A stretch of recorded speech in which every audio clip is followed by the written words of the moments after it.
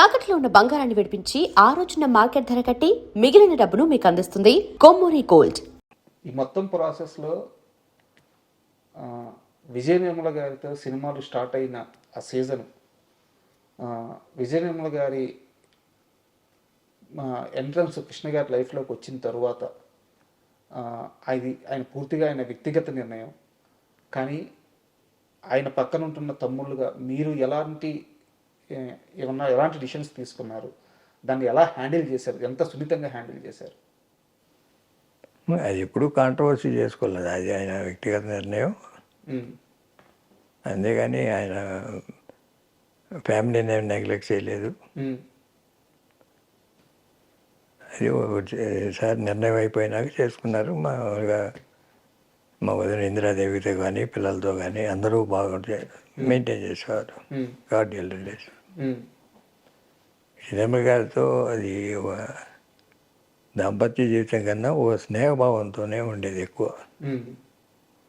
దాంపత్య జీవితం అంతా ఇందిర గారితోనే. తర్వాత మహేష్ బాబు పుట్టినాము, ప్రియ, ఈ దాంపత్య జీవితం అంతా వీటితోనే గడిపారు. సార్, అయితే ఆ సమయంలో ఇదంతా అల్లరి కాకుండా చాలా సున్నితంగా జరిగిపోవడానికి ప్రధానమైన కారణం మీ అమ్మగారు అంటారు. నిజమేనా? మా అమ్మగారు ఎలా హ్యాండిల్ చేశారు ఆ సిచ్యువేషన్? అందరికీ నచ్చ చెప్పారు, ప్రాబ్లమ్స్ రాకుండా. కోడలకి ఎలా నచ్చ చెప్తున్నారు? అన్నీ అందరితోనూ బాగా మెయింటైన్ చేశారు ఆవిడ ఉన్నంతకాలం.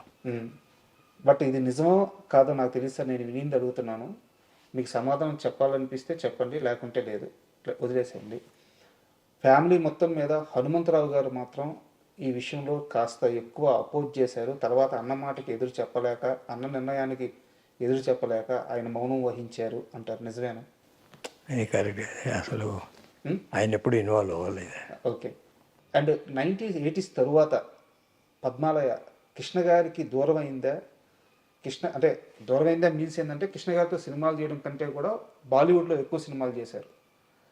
అది మీరందరూ ముగ్గురు అన్నదమ్ములు కలిసి తీసుకున్న నిర్ణయమా? ఎందుకు బాలీవుడ్కి వెళ్ళారు, కృష్ణ గారితో సినిమాలు తగ్గించారు 80s తర్వాత? తగ్గించడం అంటూ లేదు, కానీ ఎక్స్పాండ్ అవ్వాలి అని, పద్మాలయాన్ని విశ్వవ్యాప్తం చేయాలనే ఉద్దేశంతో కృష్ణ గారితో పెద్ద పెద్ద సినిమాలు చేసే పెద్ద పెద్ద నిర్మాతలు చాలామంది వచ్చేసారు అప్పటికి.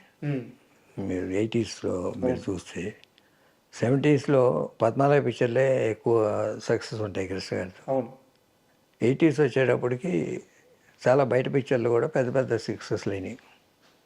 మేము కూడా పద్మాలయ కూడా 80sలో 7 సినిమాలు ఎవ్రీ ఇయర్ ఒకటి ఉంటుంది. ఎవ్రీ ఇయర్ 2-3 మనమే చేస్తే బయట ప్రొడ్యూసర్కి సాటిస్ఫై చేయలేం కదా అనే ఉద్దేశంతో హిందీకి ఎక్స్పాండ్ చేస్తాం. హిందీ కానీ మలయాళం, తమిళ్, బెంగాలీ, ఆ పీరియడ్ అంతా మీరు అంటే 80sలో ఒక 10 yearsలో 60 సినిమాలు తీసాం, ఏ భాషలో అయినా కానీ. కానీ 1980sలో మాత్రమే, అంటే ఆ 10 సంవత్సరాల ఆ పీరియడ్లోనే బాలీవుడ్లో చాలా సినిమాలు చేస్తున్నారు. నేను లిస్ట్ వేస్తే 20-25 సినిమాల పైగా, 30 సినిమాల దాకా 10 years పీరియడ్లో ఉంటాయి. 10 years పీరియడ్లో ఉన్నాయి. అంత ఫాస్ట్గా బాలీవుడ్లో ఎలా తీయగలిగారు? చూసాం ఎవ్రీ ఇయర్ 3 పిక్చర్స్. మేము ఏ పిక్చర్ తీసినా 30 రోజులు 40 రోజులే తప్ప ఇట్లా సంవత్సరాల తరబడి ఎప్పుడు తీరా. ఇది మీరు చెప్పే సీతారామరాజు అయినా 45 రోజులే, లేకపోతే దేవుడు జస్మైన్స్లో అయినా అంతే, లేకపోతే హిందీలో వెళ్ళిన హిమ్మత్ వాలా అయినా అంతే, లేకపోతే మవాలి అయినా అంతే, పాతాళ భైరవి అయినా అంతే. ఏ సినిమా అయినా 30 నుంచి 40 రోజులు సినిమా, హిందీ కానీ ఏ భాష అయినా కానీ. అట్లా తీసే క్రమంలో మామూలుగా హిందీలో జితేంద్ర బర్సన్ ఆయన ఎవ్రీ మంత్ ఒక 10 days పద్మాలయం రాసించారు. ఎవ్రీ మంత్ మేము ఏ సినిమా తీస్తే ఆ సినిమా. అట్లా చాలామందితో తీసాను. హిందీలో అమితాబ్ బచ్చన్తో తీశాను, గోవిందాతో తీసామని. అదే గోల్డెన్ పీరియడ్ ఆ 10 years. తెలుగులో కూడా పెద్ద పెద్ద సినిమాలు, ఈనాడు, ప్రజారాజ్యం, సింహాసనం, ముగ్గురు కొడుకులు, కొడుకు దిద్దిన కాపురం, నా పిలువ ప్రపంచం, ఇట్లా చాలా ఉన్నాయి. కాకపోతే మనమే వరుస అన్ని సినిమాలు చేయటం కరెక్ట్ అనిపించుకోదు. బయట ప్రొడ్యూసర్లు కూడా మీరు చూస్తే 80స్లో అన్ని కృష్ణ గారి పెద్ద పెద్ద హిట్స్ ఉంటాయి. అవును. చిన్న సినిమాలు కూడా ఏదో వియ్యాల వారికి అయ్యాల లాంటి సినిమా కూడా హిట్టే ఉంటుంది. లేదా ఊరికి మనగాడు అని, అగ్నిపర్వతం అని, బయట ప్రొడ్యూసర్లు పెద్ద పెద్ద సినిమాలు ఉన్నాయి. బంగారు భూమి, మాదే బంగారు భూమి. అలా ఆ 80s పద్మాలయ మీద పెద్ద డిపెండ్ అవ్వక్కర్ల కృష్ణ గారు. అందుకని సింహాసనం ఆయన డైరెక్షన్ చేయాలి కాబట్టి ఒక పెద్ద సినిమా చేసాం. పెద్ద సినిమా చేయాల్సినప్పుడు వచ్చి చేస్తారు. కానీ ఈ ప్రాసెస్లో హిందీలో సినిమాలు తీసే టైంలో రాఘవేంద్రరావు గారితో నేను గొడవ అన్న కానీ చిన్న డిస్టర్బెన్స్ వచ్చింది పద్మాలయకి అని చెప్పి అంటారు. ఏంది ఇష్యూ ఏంది రాఘవేంద్రరావు గారితో? తెలుగులో రాఘవేంద్రరావుతో సినిమా ఎప్పుడు చేయలేదు.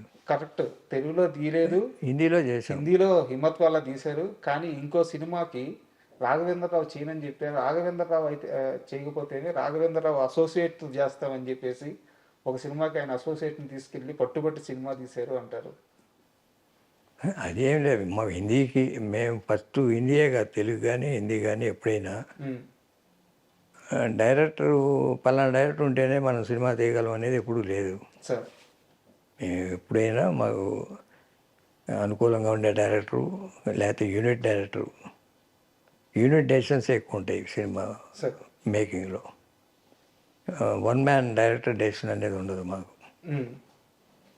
అట్లా అనుకూలంగా ఉండే డైరెక్టర్స్తోనే సినిమాలు తీసాం. తెలుగు 70 సినిమాలు 80 సినిమాలు చేసిన అన్నీ అట్లనే ఉన్నాయి. హిందీ కూడా అంతే. హిందీలో రాఘవేంద్రరావు చేశారు కదా అని అడగచ్చు. హిందీలో Raghavendra Rao I have introduced him to Hindi కొత్తగా. అంతేగాని రాఘవేంద్రరావు పెద్ద డైరెక్టర్ని ఏం తీసుకోలేదు. మరి రాఘవేంద్రరావుని తర్వాత ఒక సినిమా చేయమని అడిగితే చేయనన్నాడని చెప్పి ఆయన అసోసియేట్ని తీసుకెళ్ళి మీరు ఒక సినిమా చేయలేదా? అదేం లేదు, అతను మాకు 3 సినిమాలు చేశాడు ఒకే సంవత్సరం.